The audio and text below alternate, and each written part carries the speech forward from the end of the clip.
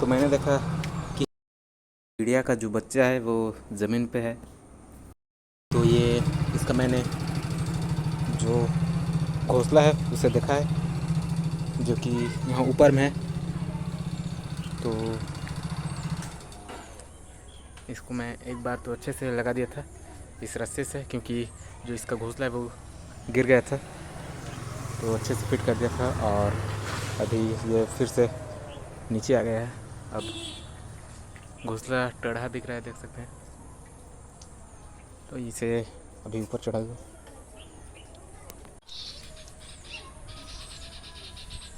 चढ़े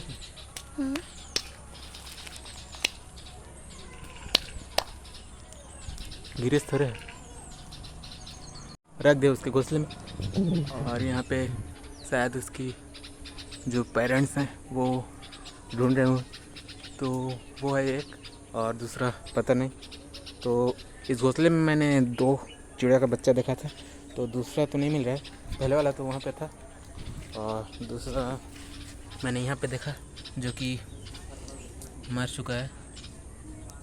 अब सुबह बहुत ज़्यादा बारिश हो रहा था, तब हो सकता है कि ये ऊपर से नीचे गिरा होगा, इस वजह से मर गया। तो एक को तो मैंने चढ़ा दिया ऊपर, और जो इसके पेरेंट्स हैं वो घूम रहे हैं इधर उधर।